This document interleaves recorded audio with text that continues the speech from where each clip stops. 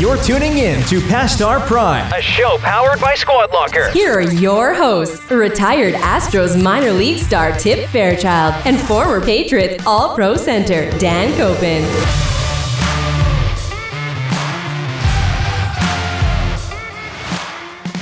Welcome, episode 42. We have Sergio Perez with us today, a former baseball player, professional baseball player, teammate of Tip's, not to be confused with Sergio Perez of Formula One. I meant to say that to him, that so many people are going to be disappointed that you're not a Formula One driver. But by the way, I've never heard of the Formula One driver. You need to watch. I have. Have you? Okay. Yeah, you need to watch. And if anybody has not watched this series on Netflix, Formula One, it's outstanding. I wonder if Sergio Perez would be a good Formula One driver. I mean, he's a talker. We got him going. I don't think talking really helps you drive. That's true. He's got some stories. He can crank it up. We have a good time with him. I played with him for a long time. He's in my kind of group of guys that I was with at multiple levels in spring training. I played with him in extended, which is hilarious. We'll talk about that. He was a second-round draft pick. He was kind of a big deal. Oh yeah, he said he took him for a lot. That's right. What he was saying. What do you think he took him for? Second round at that time. Probably close to $1 million. Maybe like 7 or 8. Signing bonus. 7 or 8. 100,000 for signing. Okay. Yeah, signing bonus and then whatever from there. Nice. Probably in that range. That's what I'm guessing. I'd have to look it up, but Serge is a humble guy. He wouldn't tell us. I thought he was hilarious. He is funny. He's a funny guy. He's on fire. Like his motor is going. The motor is hot on that one for sure. We did talk a little bit about, he lives in Tampa, so in Tampa is Champa Bay. I mean, all the teams that are winning are down there. Right now, yes. Except for Tampa Bay lost this week, but they shouldn't be concerned about that. No, I did. When you take a look, the Rams are really good. Oh, yeah, the Rams. Did you watch any of that? I didn't have a chance to watch it. I listened to it coming back from New Hampshire. I watched Sunday, but I watched the second half. Yeah. That Rams team is good. Mm-hmm. Nope. And if we're going to do power rankings, if we're going to do it, I'm going to put them at number 1. Okay, that's your number 1? That's my number 1. Okay, mine is Tampa Bay. All right. I'm gonna go Rams number 1. Okay. I'm all right. Your Rams number 1. Even though they just even they just played head to head, you're still gonna put. Yeah, I do like the Chargers too. Just with your heart. Yeah, I do like the Chargers too, though. Chargers had a good win. I like Herbert. I think he's such Cincinnati. Your heart pick is actually Told you. Your heart pick is looking better. But I think the Steelers are not as good as we thought they were going to be. You're probably right. But Cincinnati, that pick with the heart, Joe Burrow, man, he's a stud. I love watching him play. He's good. All right, so lunch today in the office. Today's episode sponsored by Panera Bread. the Greek salad and the, what is this called? 10 vegetable soup. There, you got it. I keep calling it the 10 finger soup for some reason. I'm like, order me the 10 finger soup. I don't know why. 10 vegetable soup. 10 vegetables. There's 10 vegetables in here. I would assume there's 10. What's the calorie count? Do we know? I think it's 150. Oh, it's not bad. No, okay. It's very low. I worked out this morning, did some rounds of Murph. It's not going to be easy, everybody. Max has been crushing it, though, right? Yeah, but Max can't even sit down right now. You're now. also light. So it's like, it's not easy. It's like to do pull-ups, like try putting me on your back. I will tell you, the pull-ups are definitely the hardest for these little toothpicks to yeah, you don't have a lot of weight to move. Are you putting the vest on, too? Yeah, well, okay, the backpack. The backpack with the 20-pound weight? Yeah. 20-pound weight is no joke. No. Max might bury us. I would assume he would. Yeah. I think anybody's going to be. I'm going to gut it out. I'm going to get through it. I don't know if I'm going to make the time. Oh, I don't think I have a chance at making the time. I don't know. My elbow's already flaring up thinking about it. And like, I'm going to do it. My hands are starting to get torn up from the bar, which is good. I like that. That makes me feel You like the calluses? Yeah, a little bit more. Like, I got a weird blister on my pinky. I haven't had that for a while. Well, look at my thumb. Why do you have a blister on your pinky? I don't know, I'm holding that bar pretty hard. A lot of weight hanging down from that thing. No, that's happening. 11/11. We are doing that. Are we doing it on 11/11 still? Do we want to add dates to that? What do you want to add? Time? Not yet. I was already We'll talk thinking about it it. next week. We'll see. I wanted to do it on Veterans Day, but yeah, I can tell you Veterans Day is not moving. So that's if scary. if you want to be the puss that I don't that want moves to be, it. but boy, that's all right. You Dan and I will do it. yeah, you just Oh, sit. no, you just that's sit. not camera. happening. That's Yeah, not you work happening. out. Just sit there, spin your bike in the I'm morning. not just That's spinning fine. the bike. I'm working out. What'd I you have do been this spinning morning? out too. I haven't worked out yet this morning. I you just did? did push-ups. Okay. Yeah, I did like 50. Just push-ups. Just did like 50. I'm That's just going to trying help stay- you with your No, but pull-ups. I'm gonna do probably 6 rounds tonight. I'm gonna try a 6-rounder tonight, and then go just building up. I printed out the challenge paperwork, like the 13-week program that we had to shrink down to like 6 weeks, 7 weeks. We'll fit it in. No problem. Yeah, I think we're gonna be able to do it still. It's just, geez, it hurt thinking about the pull-ups. Oh, it hurts. And the miles. it's gonna be a that problem. Miles, I just don't like to run. Sucks running. So Brady came out with a new clothing line also. You said that. I saw a couple things today on Instagram. I don't know what it is. It's just going to be I awesome. I get it's a new clothing line, but what I did see was like there was a shirt that resembled his combine shirt, right? No, that was something different. That's Was that- TB12. That's Okay, TB12. that was TB12. He just came out with a new brand this morning, and it was go to this Instagram page and sign up for it. The newsletter. Nobody knows what it looks like yet. You can't sign up for something faster than I did this morning. If it said it was $1,000 to join, I was in. It was like as fast as you could sign up. I signed up with 3 different emails, by the way, just to make sure I'm getting all the notifications. So I'm interested to see what it is. So there's no unveiling yet. There's no. I there's think no it's going to be pictures. more a lifestyle brand. I think it's going to be like jeans and Yep. hoodies, and if it is, we're throwing away a lot of closet. Right? I don't know if you can handle a new line, like especially from your boy. Like you're. I know. Like I hope they take a firm. I hope they do too. If they take a firm, they take he a is firm, going to we're get good. We'll- so much crap. Yeah, we're gonna load up. So I'd like some. I mean, I Dan's wonder got to what it's get gonna be. hook you up with a coupon code. Oh yeah, we do need a coupon. We're gonna need Gotta a coupon put a good code word for in this. already. We're gonna start. Get the text machine dialed up. We're gonna need some coupon codes coming into the release of this product. This will be interesting then. Yeah. I wonder if it was planned release day, the week that he's coming back to New England. Yes. Yes? Absolutely. Okay. All right. Well, Yeah. I mean, I haven't even watched anything on TV yet about that or any interviews or anything. I'm gonna kind of like. I'm not trying to overdo it with that. I am excited to watch the game Sunday night. sure. Yeah. Are you doing something for the game? I'm gonna watch it at home. Just gonna watch at home. Yep. Yep. Am I invited or? No. No, you're not. Damn it. It's my wife. It's my wife's birthday. Oh, Sunday. Oh, So that's right. you're that's not- right. you're not okay. invited. Not invited. All right. Okay. So We're gonna Sunday, watch the game. I guess I'm gonna watch it at home then. No, maybe I'll go out. Max, what are you doing? We'll go to Huck's. Okay. Well, they don't even have a TV. So yeah, we'll have to find a spot to watch it. I'm watch trying it to. else. Well, no, I'm trying to like. Obviously, who are you gonna root for? Because you're a Pats fan. The Pats, but You're a Pats fan, but does Brady trump the Pats when they come? Because this has never happened before. probably. So you're gonna root for just Brady in general? I don't know. I can't decide yet. I'm gonna root for him. It's gonna What about your new boy, Mac Jones? You're not gonna. I mean, I hope they both have a great game.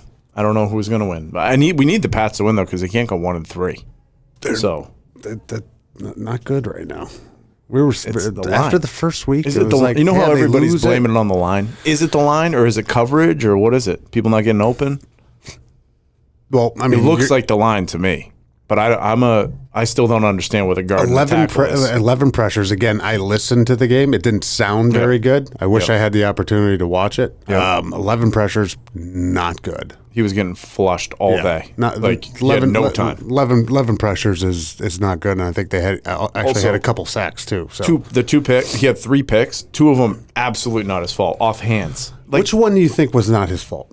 both of them off The Smith hands. one? Yeah, both See, of them. I saw the replay of One that. of them might have been I behind did- him, I but- no, I disagree with the Smith one. Okay, so you think one of them is his fault? I think the one to Smith, yeah, it wasn't the greatest ball. It wasn't the worst ball in the world, but it wasn't the greatest either. I mean, Sure. Smith had to reach out there. It was a tough grab. Okay, all right. Right? It was a little bit, and again, it may have been The for other one was bad. It may have been caused by pressure, right? Could have been. Yep. Could have been. I'm not sure if there was pressure on that play or not, but he could have put that ball in a better spot that would not have resulted in a pick six. All right. Well, he's still good. But there's Still no looks doubt. I good. mean, the line is should be the strength of this team, running the football. What's going on with protecting the quarterback. No inside intel on that? No, from no you? inside intel. Well, I don't mean from the team. I just mean from an eye that probably knows what. Again, I listened to the game. Okay, so from ears. From your lips to If you would God's like ears. me to go back and look at the game, No, we're not alt 22, and this they isn't just an need alt to play 22 better. show. You know, it's early in the season. Not a lot of, they'll figure it out, right? They always do. They do. We'll figure it out. Yeah, They'll figure okay, it out. good. Those guys up front, they're good. They care about their job. They care about the product that they put out there every Sunday, and they got some good players. So I mean, I'd be hard pressed that they don't figure it out. Is Skarnecchia still there? No, and that's probably. But remember one of when the he reasons. came back? He was there, then not there, then came back. He retired. Yep, and now then he came back He retired, and I want to say he was gone for 2 years, Yep. maybe. Came back till when? 2 years ago. I think. Okay, this is, so it was- I think this 2 is years his second year. Okay, all right. I wasn't sure if Retired again? I wasn't sure if Two he or was three. there or not. Okay, that And hurts. that could be a cause too. Yep. You know, I mean, the further you get away from him and his teaching, his dialogue, you know what he's drilling into those guys. You know, maybe they forget some things. Maybe some of the coaches are forgetting what they taught him too. Because that shit worked. That shit worked when he. Oh, those lines are great. That's why this one that's supposed to be good is surprising that it's not right now. I think a lot of people are saying the same You know thing. what? I might go back and take a look at this game and just Go check it you out. know, Do see a what I little can assessment see. for us. I like that. Guess what else was on this week? I mean, okay. I meant to post this and I forgot. You can't have a better Sunday for TV. It was Ryder Cup, Patriots game, Tampa Bay, which so Ryder Cup, Patriots game, Brady game, and then Red Sox Yankees literally for the season basically. Yeah, and they got swept, right? Yeah, and it was like just all that on one day. Talk about a sports TV day. Holy shit. Yeah. No, it was good. It was awesome. I mean, and then the Ryder Cup was really a blowout. I mean, it's still so emotional. Did you see Rory just bawling his eyes out? I didn't see that. No. Yeah. Oh, yeah. Again, Just driving. won his match after interviewing him, just bawling his eyes out. Like, I love this team. I love this event. It's the best event in all of sports. Like, all this stuff. It's the only thing I care about. Like, for and then he him. started bawling his eyes out like Good crazy. for him. Yeah. Just needs to He's play like, better. I wish I needed to be better for this team. Like, that's what he was upset about. See, that's what you like to see off of an individual sport when they get into the team. That team, See, like, Koepka, right. do you think Koepka redeemed himself a little bit this week? His posts and everything that he was putting out were all team. Heavy team. Like, he took some heat on that, obviously. And, like, it was all, love this team, USA, drinking a beer. I loved what they were doing. Some people are mad about that. I didn't care whether they were shotgunning beers after matches. Who was mad about that? Oh, just well, people in general? mostly reporters from Europe. No, I thought that was Right. phenomenal. So funny. They said they were obnoxiously arrogant or something like that. Who Like, cares? You're That's up, what I said. You're up. What were they Yeah. up 11-5 going into the final round? and they weren't playing. They were like, "Hey, we're gonna crank the crowd up and down some beers right now, shotgun a couple of beers." I thought it was awesome, and like that was the aura you could tell was going on with the whole team. Oh, that was Team on of party Saturday. animals. That was on Saturday. They finished with the morning round, right? They did Yeah, alternating and shots. Thomas They and knew they Berger. weren't playing that That's right. next. They weren't playing better ball. Yeah, so the fan threw a beer They weren't down to them. They playing shotgunned it. They threw some beers up in the stands. I loved it. I thought it was I thought awesome. it was great. That's what that's what that whole weekend is about. If the Europeans are like Can you up at imagine? that point, go ahead, shotgun a beer. You're done for the rest of the day. Imagine this too. DJ is the oldest guy on the team, And he went 5-0. and he's 36 or something like that, right? 37, maybe 38, something like along those lines. Like, I mean, that whole team is young. Team Yeah. of party animals too. Like, they were after it. They were like, "This is a young team. Like, that team could come right back." A lot of rookies, right? Wasn't there like 7 rookies? Scheffler, Morikawa, Shoffley, maybe. Yeah, I mean, Shoffley, yeah. they all played awesome though. So it was like, I mean, Scheffler beat Rahm, which was incredible. So I mean, I loved the Ryder Cup anyway. It's one of the events that I love to watch. You were busy at where were you? Storyland. How was it? It's a great day. Great Good. day. I'm glad you went. I used to go there all the time with the we kids. went up. The kid had a hockey game on Saturday, so we went up to Lincoln, New Hampshire, and met everybody the night before, which was fun. We had a great dinner that night, and then we woke up and went to Storyland. I think it would have been okay had it been maybe in season. Oh, yeah. It seemed like nothing was open. Oh, well, that's like not the good. rides were going, Yeah. which I mean they're not. I mean, But like they're all not the vendors huge and all rides the anyway. stuff. The kids had fun. Did you do the wooden roller coaster? I did. Yeah. You like it? No, Goes kind of fast. It does go fast. You didn't like it? I'm not a big fan of roller coasters. I know. Like I hate the thing that when it pushes down, it's on I your can- legs because our legs like barely fit. In those I was things. actually, I think, taking up 2 seats with not because my ass was so big. No, it's just, but it's crazy. The knee legs. room. That there's no knee room, so You have to turn a little sideways. I'm one, and my left leg was on the other. That's right. I know what you mean. Other seat. It was very uncomfortable. Because if not, your knees are right into the thing, and then it's going fast. Yeah, and then like your knees are killing. Then you got the wooden roller coaster. It's rickety. It's shaking all over the place. It's going fast, and then it's like going up and down. And then when it stops, you're like, yeah, I know. It's nuts. It's not a good. Did you go in the ballroom? That's my favorite there. The No, huge ballroom. we didn't. You didn't go in there? No, we didn't. I texted you. I said that's the best place to go. I want to say, is that for younger kids? No, it's there's air pressured guns. Boom, boom, boom. You shoot the balls like in Gladiators. Oh man. Can't believe you didn't go in there. That's I didn't know what wild. you were talking about with a ballroom. Maybe Oh, next, yeah, maybe like all next these time be more air-powered guns descriptive. everywhere. That was- like, I'm just going to stay clear of the ballroom. I don't know what balls you're Yeah, talking the balls. about. Well, speaking of balls, we were on the beers, business, and balls podcast, which was great. Those guys. I mean, it was fun talking about some breweries and stuff and some beers. I like that. They That were was good. fun. They were fun. Yeah, and they've had some cool guests too. So we're gonna probably trade some guests off. And they were. I did like 3Bs. Like add betting to that, and it's very much like things that I like to talk about. Betting? Betting. I thought you said betting with Oh, a I thought, D. I thought you said betting. Well, I mean, if I still worked at Clean Brands, it would be betting, right? It would be Betting. the 5. So betting. Yeah, so yeah. it was beers. Love talking about beers. Love drinking beers. Yep. Business. Love talking about business. Balls, which don't like to talk about You love balls? the anatomy of balls. I like to talk about the sports that you play with balls. The different sports balls. Yes. And then betting. BETT. There you go. ING. That's which I haven't been going crazy yet. I'm like 50-50 right now. I'm like kind of 50% with betting right now. Did you change your method and how you think of things? No, still bet all with the heart. That's the only way. That's the only way that I go. So, well, we've got Serge coming up.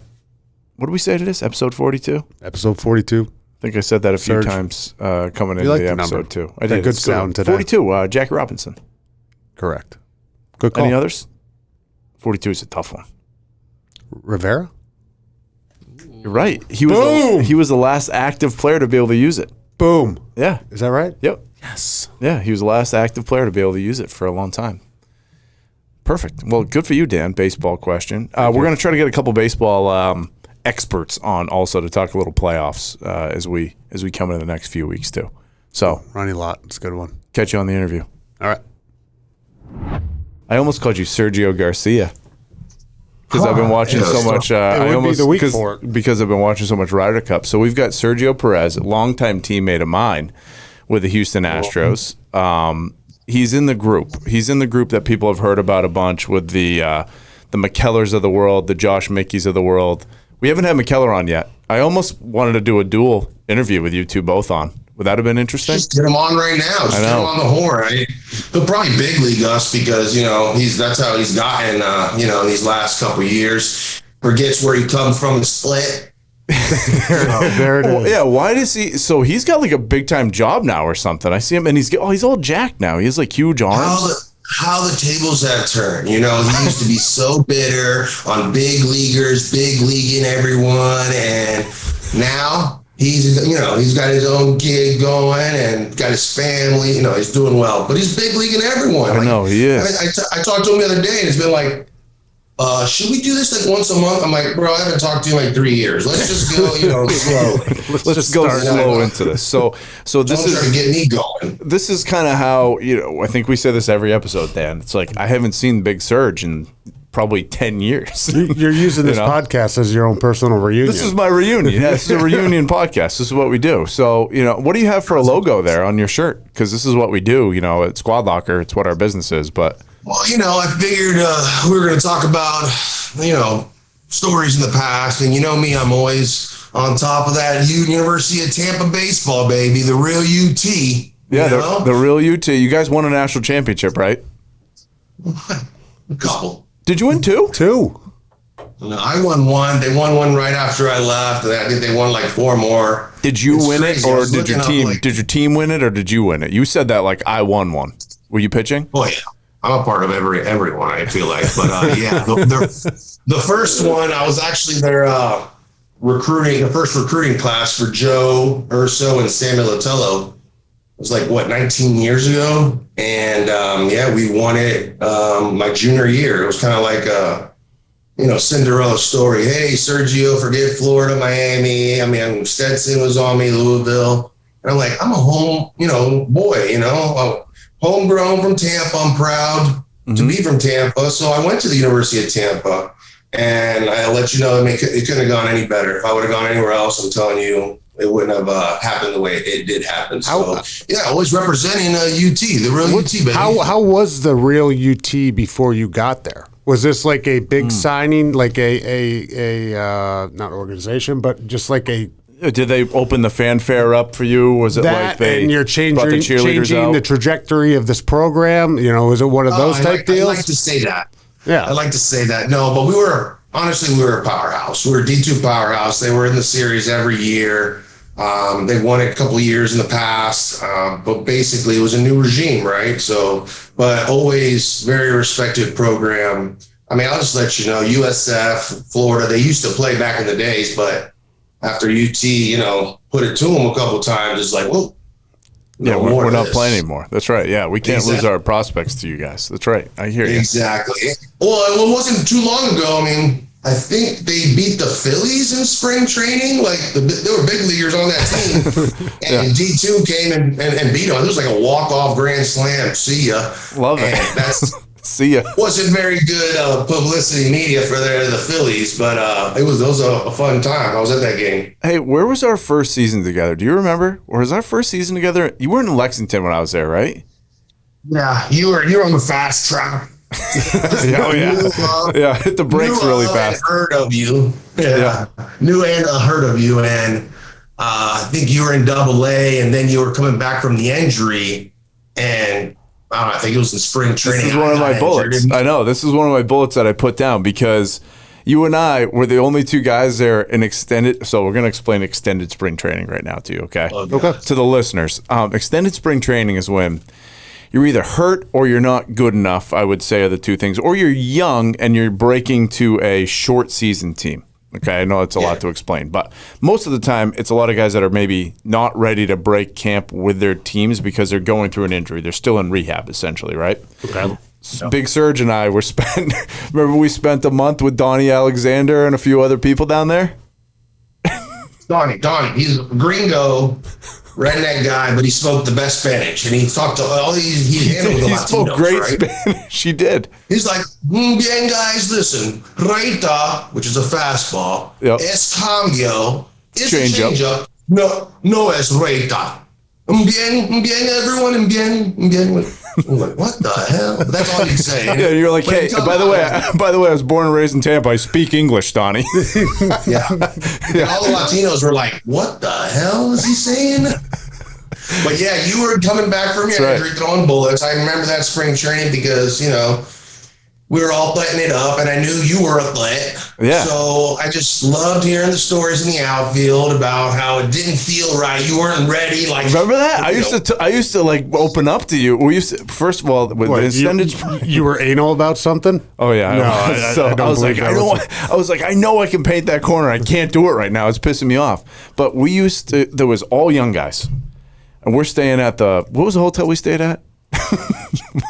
I can't remember. There was a couple of murders there. We had to move. Unbelievable. It was not great where we stayed. It was right between Ponderosa and Red Lobster. But we were there, and I remember being there with all the young guys. Remember who was there too? Altuve was with us. Remember Altuve was there with us, and now he's only made $300 million. Man. Yeah. I only got to face him a couple times because he was always in the levels under us, and the couple times I faced him, I'm like, holy shit! He hit one right back at me. I'm like, oh man, where'd this come from? That little man.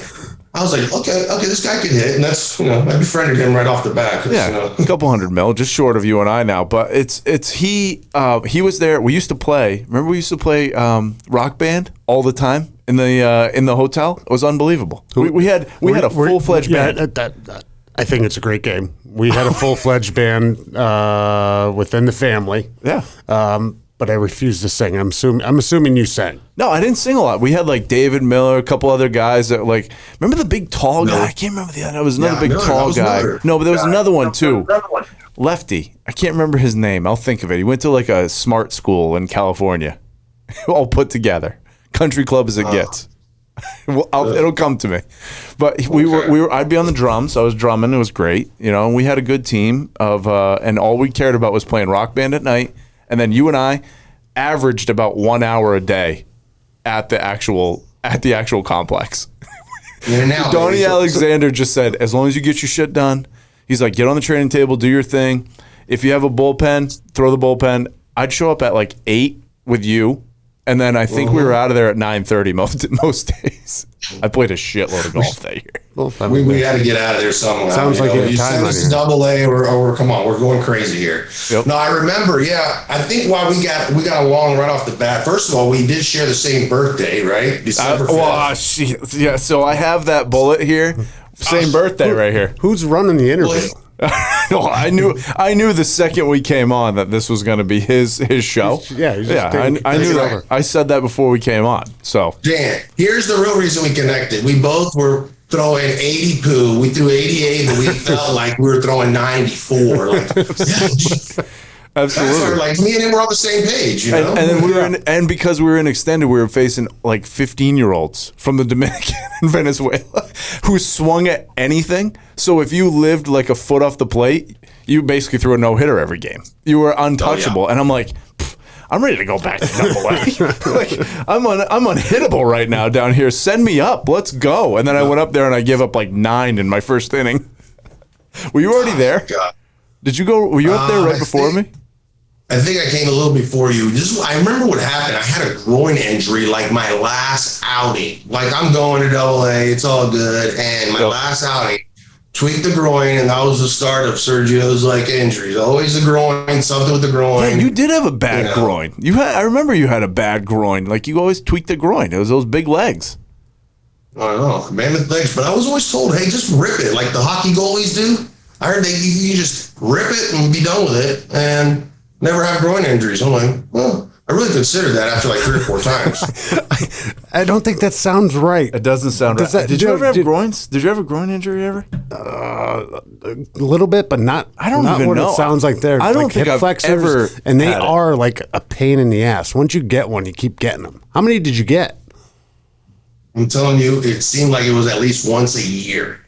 Put a delay of at least a month in the season. Like I think I had maybe 2 seasons without any kind of groin injuries, and it's just a freak thing. Like you land wrong, or you know maybe the mechanics are a little off. My big leg stayed behind and tweaked it again. I knew it right off the bat. You can't try to even pitch through it. It's terrible. It's I'm assuming I know the answer to this, but how much of pitching is legs?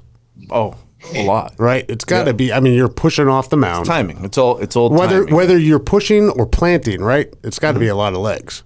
It's a lot of legs. Yeah, I mean, that's why I still have these canisters down here, Dan. Like these big legs right here. These things were built for. I'm not even built for throwing gas. I'm not even responding. It all came up to my face. Sergio just said you're throwing high 80s.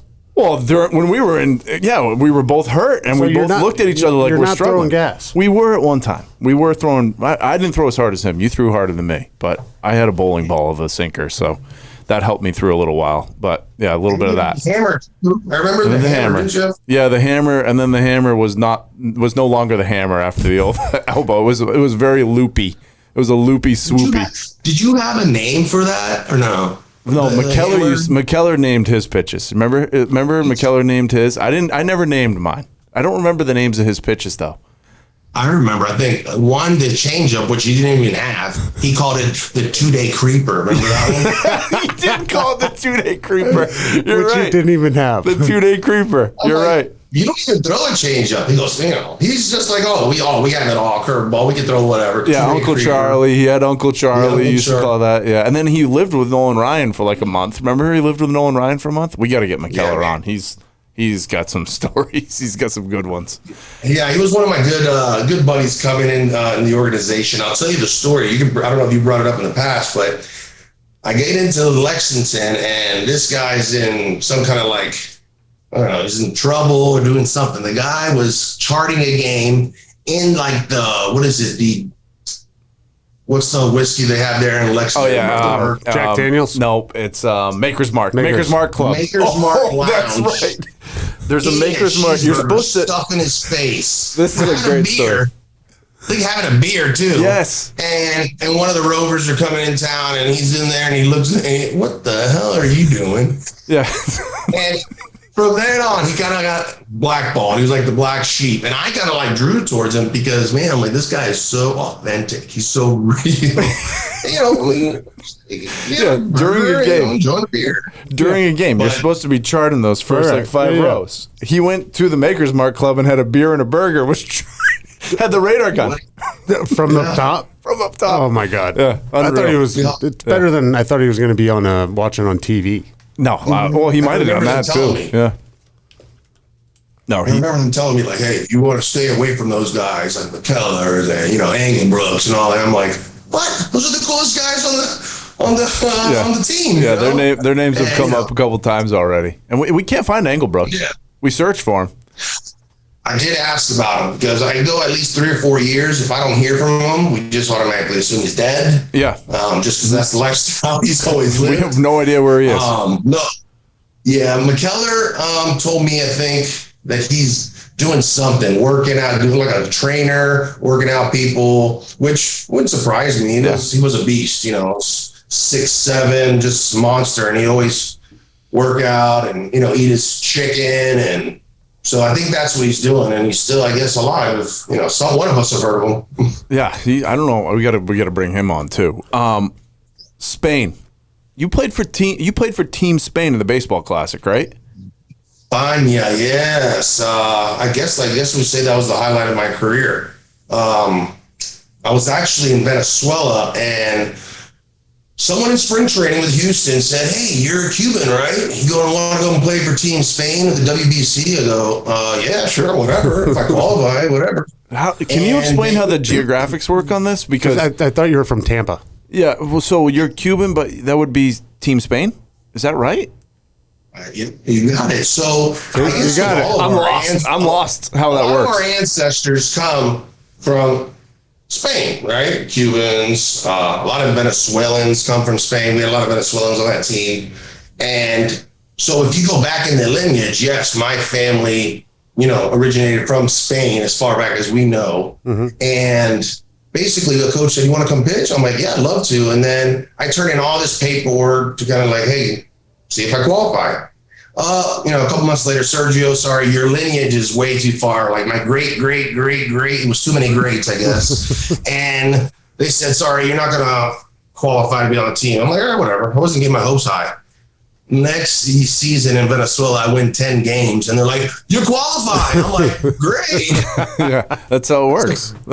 Yeah, perfect. So I'm like, "Yeah, I'm from Team Spain." I mean, Cuba obviously wasn't an option. Team USA, couldn't even be the water boy there. Yep. But yeah, Team Spain, and it was a great opportunity. They put us in a great bracket: Puerto Rico, Venezuela, Dominican, and us.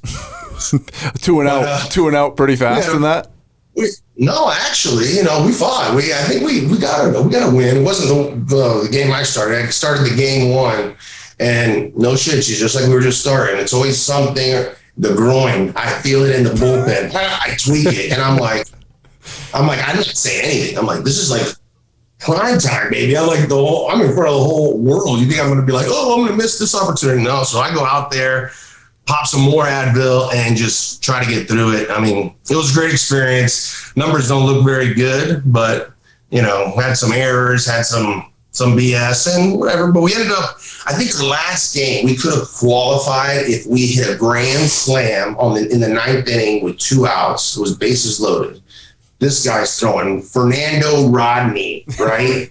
The archer. Nasty split. Thing, yeah. He's in his prime, and he's throwing, and I'm telling the guy, look, if you get 3-2, you just look for this, and he throws a what the, and it goes from here to there, strike 3, we're out. But it was a great experience, Puerto Rico ended up winning the whole thing, and, I ended up drilling a couple guys, or the same guy twice.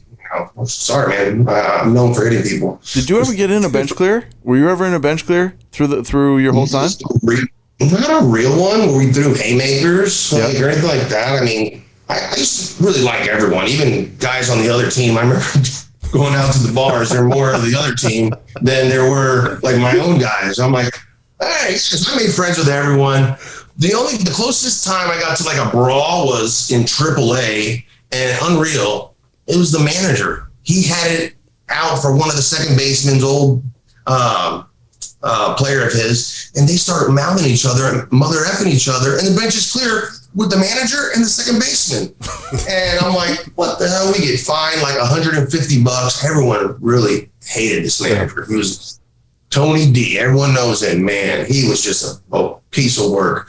Yep. So yeah, that was the only like close brawl, and I was so pissed about it because like, the hell, I'm not fighting for this guy. This guy's a joke. I feel like we got into one in San Antonio one time against the Missions. I remember like McKellar doing like the skip out of the dugout.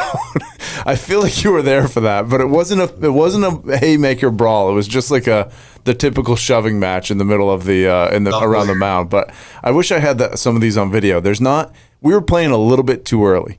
If it was like a little further down the path, everything would be like, bang, we could find it on YouTube right away. We could be like, hey, there's that brawl. There's anything that happened that was fun. We'd probably see your groin pop a few times. We could see that. I did find a couple, and I sent them over to Dan of me throwing about 86 on the black. And it was, it looks good, though, because like Santangelo's glove pops a little bit. So we have that going for us. I have a question about, what are you doing with the APBPA? And can you explain the initials? I didn't think this would come up, but now it did. So a couple years back, when I retired, I started working with some more ball players. And I'm kind of like, all right, this is good. And I had the gold card, basically, right? Okay, can we explain the gold card? Because I want to get one of these. Can I still? Yeah.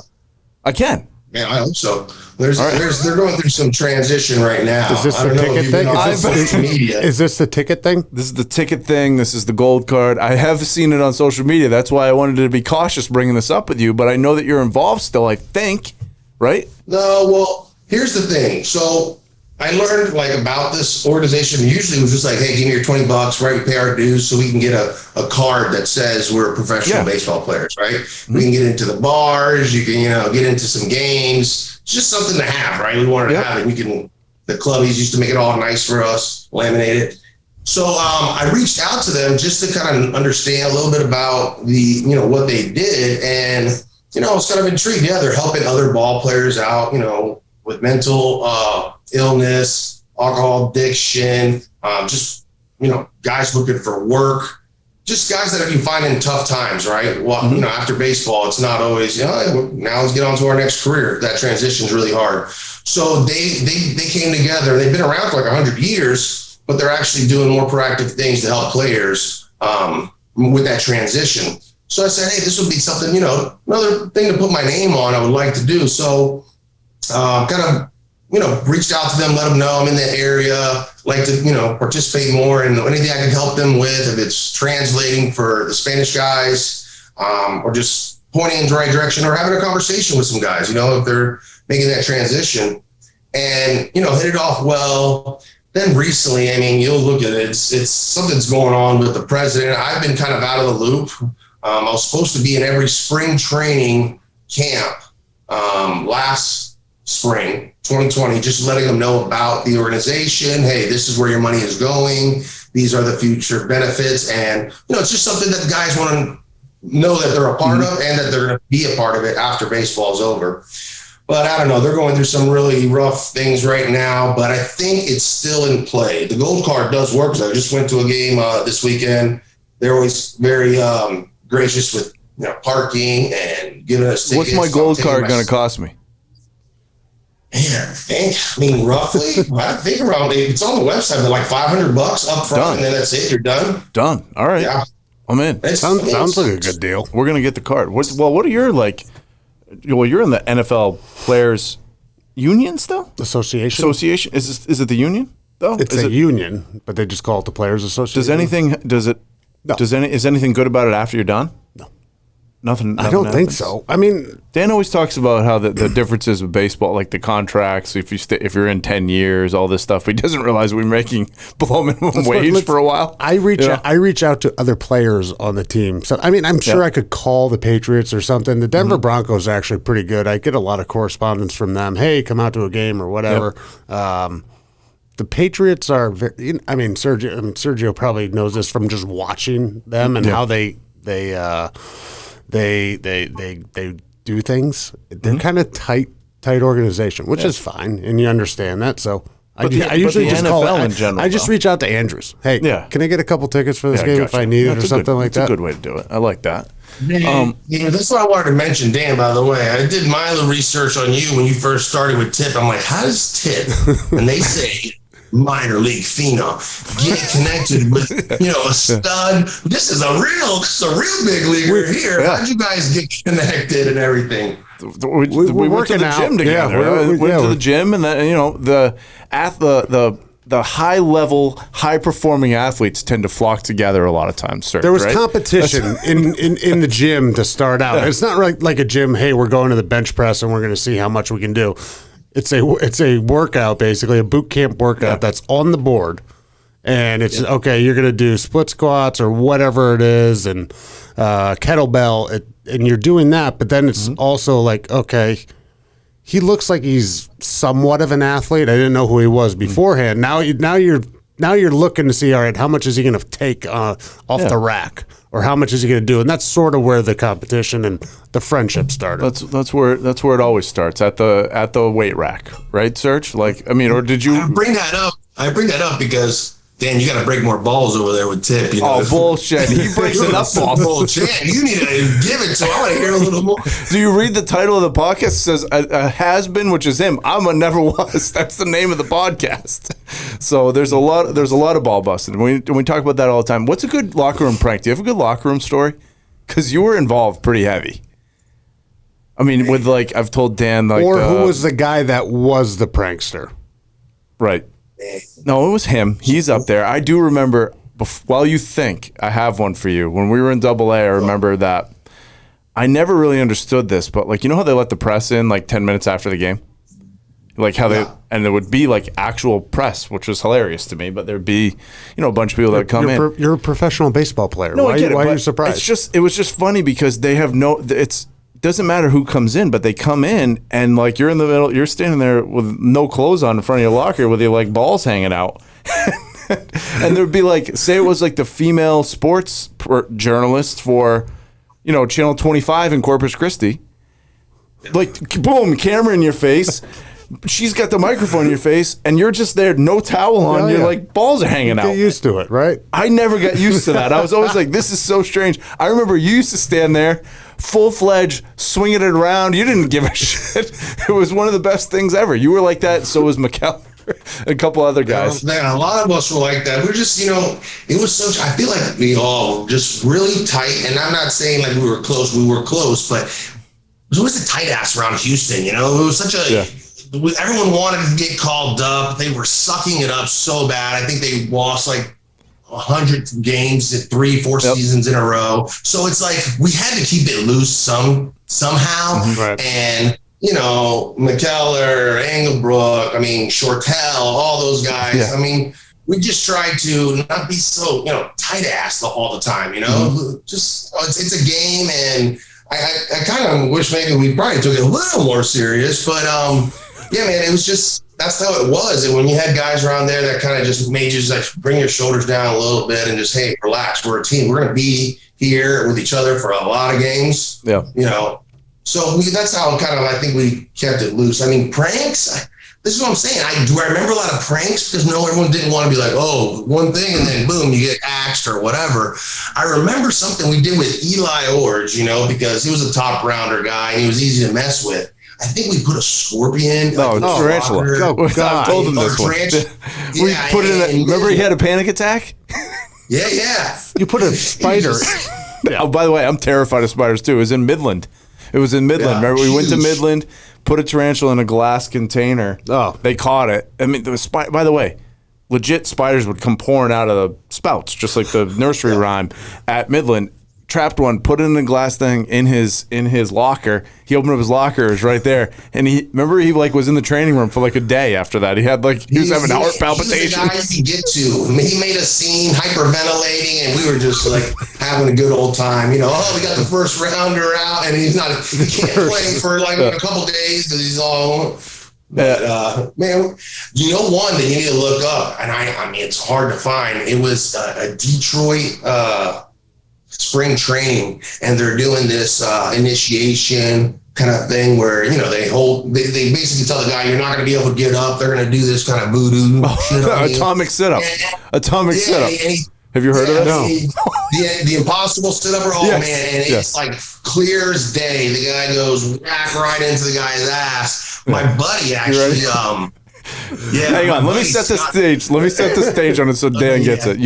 You get down, and what you do, there's 3 guys on the ground. This is so funny that you brought this up. I can't believe I haven't told you these stories yet. Atomic sit-up or impossible sit-up? Impossible sit-up. Impossible. Like so you get everybody fired up, and everybody who knows what's coming, like it joins in. You're like, guarantee you cannot do a sit-up right now. Guarantee you with this process you cannot do a sit-up, and you lay down on the ground with like 3 guys. You put the one guy in the middle, and you say, "I'm going to hold we're holding your quads down or something." Right. Like, okay, you're not stopping me from doing a sit-up. I'm doing a sit-up. The other guy takes a towel and puts it over his eyes, so you know, like, and the head's on the ground, so you're holding the person down with the towel. And the guy's on the ground getting like, "No, I'm doing a sit-up. I'm doing a sit-up." So he's pushing against the towel. And then another guy gets over top of him, no pants on, pulls his ass down, pulls his pants down. You move the towel, the guy sits up, puts his nose right in your ass. Yeah. That's the impossible setup, right? Video. There's like perfect. It happened in the minor league clubhouse. My buddy, who actually played in a lot of organizations, but I met him in Venezuela. He sold that video because he was in spring training and he was very media kind of savvy, and he sold the video to like Funny or Die. Yep. And I mean, I made some loot at that time on that. I'm not sure like how much, but that video was like priceless, and that was like the perfect prank. And I think it might have been Fernando Rodney's ass. Yeah, he comes up again. Fernando Rodney, we're gonna get him on. 2 times with Fernando Rodney, one in one interview. So isn't there a lot of time? Isn't there a lot of time in the bullpen though? Like just hanging out. Well, we're the big guys. We're starters. All right, so starters are not in the bullpen, right? Or are they shouldn't be. They shouldn't be because they're not doing anything, right? That's right. You're just you got to chart. They're probably just sitting in Maker's Mark Clubhouse, drinking a beer and having a sandwich. But there's got to be some like pistol whipping guys. There's got to be something going on in the bullpen where one guy's just the jackass of the group. Oh, there always is. I mean, we've talked about 10 of them already. We've named quite a few. I mean, my crew was kind of, when I was in Corpus, there was Brad James and Blazik and Huddy, right? And like that's all your group too. And we would, at Midland again, they had the coin game. Remember, I don't know if I told you this one where you unbelievable. You'd make 100 something bucks every night, couple hundred. You put a cup on home plate, and all the kids try to throw a coin in it to get a ball, and then kids just pouring down change the whole time. Guy comes back with a whole sack. You buy all the booze. With the kids' day. You got to do it the kids' day. When they come from, instead of going to school, they go to a field trip. And that was like $250 that day. big days on those. So that covered all the booze for the bus ride. Bus ride? Do you have any bus ride stories? Were you playing Pineapple with us all the time? Didn't we call it Pineapple? I remember. Yeah, Pineapple. We used to play that. That was good. I remember Double A, when you first got into Double A, you had to do the rap, and we got the rap on the bus. That was a fun time. Yep, those are always good times. Man, talking about bus rides, that's one thing I don't miss. That was just so rough. Us being minor league guys, we weren't big league guys flying. When you finally get a Triple A, you get to fly, and that's not even very much fun. But my first trip, and you'll know this tip because the story got around quick. Lexington, we made the playoffs. Great. We have to drive like 16 hours to Lakewood. Yeah, Lakewood, New Jersey. Something like that. Lakewood River Monsters or something. No, that was Vermont. The Lakewood something, whatever they were. Lakewood then to play one game and drive back. 16 3-game series, right? So it was back and forth. I remember it was Carlos Carrasco. It was great pitchers too for them, but yeah. So what happened? I think I do remember this. Remember the story? Who didn't join that road trip with us? Remember they flew instead. Who did fly? That's right. Was it Clemens? Kobe. Yeah. That's right. He flew. Surprised you didn't fly with him. No, I wasn't playing. I got moved up that year. I was already in the next levels. So that was. I was like, man, this is bullshit. But things that happen in the organization when Roger Clemens is your dad. But that's right. No, Kobe was always a good dude, man. For being who he was and everything, I thought he was a good dude. I wish you would have invited me on that flight, but I guess, Yeah, super. Plus, you were probably pitching the next day. You had to drive there 16 hours, then drive back 32 hours on a bus. Oh, that's brutal. That's a brutal one. It was the worst. I actually didn't pitch that much my first season because I came off that 200 plus innings in college. So they just said, hey, go to Lexington for like 2 months. You're not going to pitch. Mm-hmm. So I just enjoyed the shit out of Lexington. Drink a lot of Maker's Mark. It was a great town to play in. And I've said it on every episode that it comes up. It's my favorite city. Gambino's, 2 Keys. Remember Gambino's Wednesday night? Yes. Wednesday night, 25-cent wings, 25-cent drafts. Move the line out of the way for us to get in there. Yeah. Besides Altuve, who was the guy that you dreaded going against? Or the one guy that hit the bomb that hasn't landed yet. Jeez, man. I'm not gonna lie. No, I wasn't as good as Tip. I used to give him up. Yeah, here we go. Yes. Like if I'm gonna give it up, I give him up real far. Remember in Corpus Christi, there's like a big bridge that goes to Portland, and then there's like the port. Yep. I think it went like to the water, and that was like these had to be 550 foot, 600 foot ball. I don't know. It was basically hit the ball out of the park and then into the fucking port. That was like, holy moly. Yeah, there's an aircraft carrier over there. Yeah, there's an antique aircraft carrier there. Plus, by the way, if you hit the ball in the water, everybody got a free Whataburger. So like the players would be like, oh, somebody gave up a bomb. I'm getting a number 2 with a milkshake tonight. When that ball leaves the bat, do you even turn around or you just listen to the sound of it go by you? That ball, I knew right and left my fingertips. I'm like, oh, this could be bad because you got to know where this guy really likes the ball, and I happen to be like, oh yeah, that's where he likes it. Let me give it to him. And I think this is the first time I actually looked at it because I really want to see how far this thing goes. And it was so far. I actually saw the guy. He was playing in Tampa Bay in the big leagues, and I called him out real quick. And when I saw him at the bar, I'm like, Carter, what's up? It's your boy. Yeah. I gave up the longest home run, probably the farthest one you've ever hit. Right here, man. You're back in action.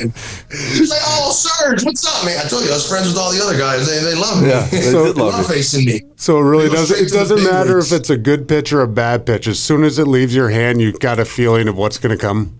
Oh, absolutely. You know that. You know what's worse though, Serge? You mentioned it earlier. Is like when somebody hits an absolute piss rod right back at you. That's when you really kind of like whatever. Somebody hits a bomb off you, it's a bomb. Like it's not near your face. Somebody hits one back at you and hits your shin. I still have a soft spot on my shin from a missile from a Larish. He hit me with a rocket ball that just was 2 feet off the ground, didn't move, hit me square in the middle of the shin. Never have I ever felt so much pain in my life. Oh, I tried to shrug it off. They were like, hey, you need another pitch to get see if you're feeling okay. I threw a pitch. My shin almost snapped in half. I made it through the inning. It's like you take it really personal. Oh, man. All you want to do is take the ball and just throw it at them as hard as you can right now. Where you're like crying and like laughing at the same time. It hurts so much you can't feel it. So bad that it was like, I knew it was instantly black and blue, like my whole leg. And it was like, my leg might be broken right now, but I cannot rub it. You could not rub it. If you rubbed it, you were so soft. So like you just had to wear it and you could feel it burning all over your whole body. So those were always fun. Yeah, man. I can't believe I remember all these stories now that we're just talking about it. Talking about piss Ross. I remember my first outing or second outing in Lexington. This is pro ball. I get hit with 105 back at me. So it hits me right in the thigh. Like, foot up, and it could have hit me right in the crotch. 105, and I know that because the starter's like, holy shit, it was 105 off the bat. Yep. I'm like, oh, great. Get a huge bruise. Everyone's like amazed. I bruise like a banana. I bruise real easily. No shit, you. A month later, the whole bruise finally goes away. I get hit 107 on the other thigh. I'm like, is this for real? Like, you just kind of like learn, like, okay, man, I cannot leave this ball over the middle. This sink, if it goes over the middle, it's basically watch out. Yeah, watch out. Right back mentally, that's got to be like when you get hit with 105 and then 107. Mentally, after you let go of the ball. Like, you've got to be, like, a little bit timid. I mean, I've been rolled up on countless times in the NFL, but it's like, in playing football, but it's a game, like, it's the one time where you break it or you rip up your knee that you actually feel the pain, and then it's like, oh, God, it's in your mind. All the time. How the hell do you get over it? Because you're pitching it every one. Everyone's different, right? You give them a soccer, they get hit back hard and it shakes them up. I learned my fucking lesson. That's what I was thinking. I'm like, I'm not going to throw the ball over the middle anymore. That's it. It wasn't no mental thing. I'm like, all right, don't throw the. So it's like, that's what I knew. I knew exactly where I released the ball and I know it's coming back. To be ready, like like immediately you get you don't even tuck your glove in those situations. You immediately go like, boop, like my glove's right here because this is not a good pitch. Be ready. Yep. Oh, and you pick up on those things so fast too. But by the way, with the team that we had, like when we were in Lexington AA, like if the ball was on the ground behind us, it was an out because like Manzella was back there, Sutil, King, those guys were all unbelievable. So it was like that was an out if it was put in play and it wasn't an absolute laser beam at us. So that was always a good time. Those teams. You had the beginning of the end because once I came along, we had some bad draft classes. Yeah, you were playing for a few years after me. It was a tough time. I know that. I really feel like I took them good. I got my fair share out of them. We had some good picks, but not really top tier picks. I remember the year or two after I got drafted, and these are the people that you're going to play with. We didn't sign the first rounder. We didn't sign the second rounder. We didn't sign the third or the fourth. Our first pick was a fifth rounder. Where's our going to be our farm system there? It was falling apart. Falling apart, and it was the whole pay thing. It was they wanted to keep under the minimum or the max what they can spend because I guess the owner was good with Bud Seeley, who now they sold the Astros, and now everyone's going over the cap. But that was the whole thing. So he just murdered the Astros farm system because he wanted to, stay in good graces with the commissioner. Were you a second rounder? Were you a second rounder? I was. What an investment! What an investment! Huge investment for the Astros. Yeah, you did get him good. Yeah, you got him real good, buddy. I got him good. The thing is, they held me to my contract the whole time. That was the bad thing. Like, they would not release me. We went through 3 different pitching rovers, 2 different GMs. You're thinking once the GM goes, a pitching rover goes, you're gone too. It's like that's who they brought in. They're bringing their own people. Yep. Man, they held me down to that contract. I couldn't get released. And who's to say if I got released, maybe another team, saw the value in me and would have gave me more of an opportunity. But I ain't gonna say I didn't help myself. It was a groin injury or something. It was Dewey. Dewey loved me. That was a good, and then Britt Burns could have done without me. And I remember Britt Burns, I was pitching in spring training the day before I got released. Absolutely shoved through like 3 innings, like the best I'd thrown in a long time. And I needed to finish my pitches. I needed to actually go throw another like 20 or 30 pitches. And I knew that. And I was like, hey, You guys want me to grab a catcher and go finish up, to keep my innings going? He's like, no, you're good. And I was like, shit, I'm getting released tomorrow. I was already on the phone. I feel like you did that every game. You're like, I got to go find the hammer again, or we go get a couple more pitches. Yeah, that's probably why I only had limited bullets. But that was it. I do have a question now, though. Why is your LinkedIn picture so good looking? I looked at your LinkedIn picture. I'm like, this guy's stunning right now. What are you doing for work? Hey, I just got a nice backdrop. It was actually one of the buildings at UT. When I started in the business, I got my financial advising business license, and I'm like, man, all these pictures of these guys, they always look all sharp. So I just tried to, man, that thing looks old, huh? It's a little outdated. It looks good. I got the gray too. We both have the grays full-fledged right now. I've been cutting it short to try to get rid of them some. You've got some nice, luscious, flowing locks still. It's the Cuban. It's the Spanish in you, the 0.1% that you have. Just glad I still got the hair. Yeah. They say it makes you look more distinguished. You got different clients that they're like, I don't want a little kid, managing my money. So I keep the grays flowing nicely, Yep, I hear you. No, that's just smart business. Yeah. Smart business move. Why were you in Tampa the other day? Because, Dan knows a couple people that will play down there now, and you were with Guerrero? Is that what it was? Oh, Alex? Yeah. Yeah, it was the trainer for Tom. And I guess the team too. Funny thing, he said he trains only the top 22 guys or something like that. Probably. And and he trains Tom Brady, and basically they hold these kind of gatherings for top financial advisors. We use a lot of their funds. Humble brag for you. Good for you. Top financial advisors. Well, actually, it's more the head up on me, and I go over there to go, do those kind of things. They're like, hey, Sergio, I got invited. You go handle this. I'm like, hey, no problem. So, I give you a nice steak dinner, and just you meet some people, and then just part of the business where you got to go see what's new, what's out there in the market, and relay it back to the boss man. So, it was good. Are you a Bucks fan? Yeah, I would say yes. So Tampa guy, being a Bucks fan, they actually won it in 2003 when my senior year in high school. So imagine that was a fun celebration. Wait, are you not a football guy or something? Because how are you not fired up that Tampa Bay has Tom Brady? We lost. We just lost Sunday, so I was waiting for you to throw that one back in my face. So. Well, I know, but I never go against 12. I never go against them. They're going to be fine. It's hard. It's hard to win them all. It's hard to win them all. It's hard to win them all. Not going to get on you for one loss when you weren't there, you weren't playing. You're a fan. That's fine. It's not your fault. It's not your fault. Everyone wants to see that undefeated season too, and it'll go easy. It'll go easy. He gets hurt by this because Dan was part of the 17-1. Serge, Terry, Tommy, Teddy. Let's not talk about the undefeated seasons. All right, they just. It's not good. It's a possibility. Now it's not. So whatever. That's all I'm saying. Is there a buzz? What's the buzz though around hey, football fans down Tampa there? Bay. Is it not only that, but the freaking Lightning win, the Razor in the World Series. Mm-hmm. It's everything comes to championship games down there now. The Rays, what they're doing. Yeah.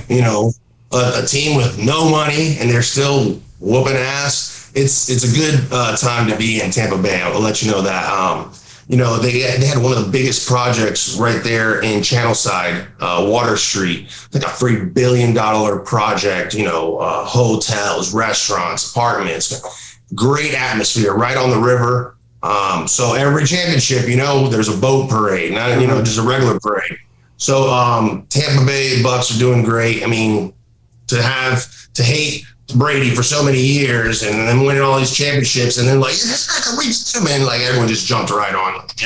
Yep. And the season last year, I mean, in the season, we were a little worried, what the hell? How are we going to do this? How are we going to win this? They lost a lot of games early on. And then the way they just turned it around, we're just rolling right back in it. We're going to do it again. I mean, obviously, I think we're going to have some losses here and there, but that's always part of the game plan and it always makes the team better. The Lightning, phenomenal.